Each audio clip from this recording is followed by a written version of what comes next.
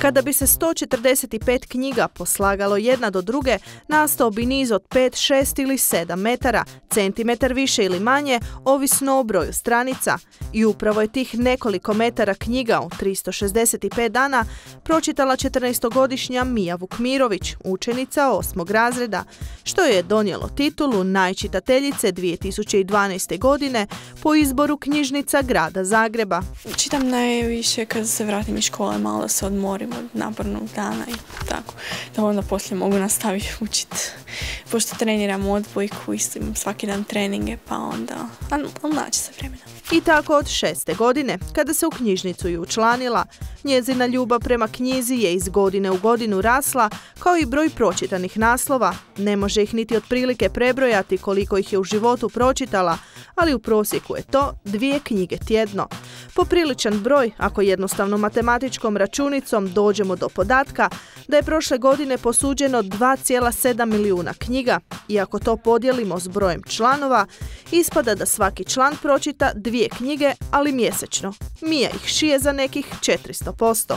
Najviše volim fantastiku, znači te izmišljene priče u kojima urodim taj nekakav svijet mašte, nešto sve potpuno izmišljeno, novo i uživam.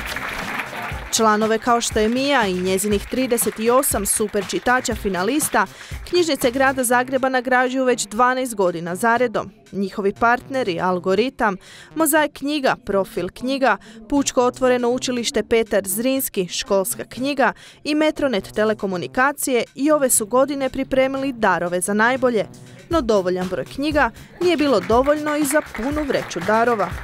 To nije dovoljno i potrebno je da ga knjižničari prepoznaju kao marljivog i vrijednog člana koji puno čita, koji rado razgovara o knjigama, traži naš savjet pri izboru naslova i na vrijeme vraća posuđene knjige. Mija je kući otišla sa velikim kompletom knjiga, članarinom u knjižnicama grada Zagreba do 18. godine, seminarom brzog čitanja i poklonom iznenađenja, iPadom, darom Metronet komunikacija koju je i najviše razveselio. Kada bi svi čitali, tada bi u stvari i društvo u cjelini bilo sretnije, bolje i uspješnije. I zato preporučujemo roditeljima da upišu svoju djecu u knjižnicu, da još od malenih nogu poklanjaju knjige, poklanjaju slikovnice kako bi djeca, kasnije kad postanu odrasli ljudi, knjigu doživljavali kao sadržaj bez kojeg se ne može. Polaze od toga da je čitanje temelj cjeloživotnog učenja i stjecanja znanja, a ovim projektom upravo to i potiču, čitanje. I to osobito u dobi od 12. do 14. godine života, kada klinci počinju gubiti interes za knjigu. Mislimo da je to hvale vrijedan projekt jer na neki način ističe važnost čitanja i ukazuje na to što je posvjedočilo ovih 12 godina trajanja projekta, da su naši najčitatelji, ne samo najčitateljica, odnosno najčitatelji svake pojedine knjižnice u pravilu jako dobri đaci koji imaju vremena za sve, za hobije, za prijatelje, za obitelj i da uz to puno čitaju.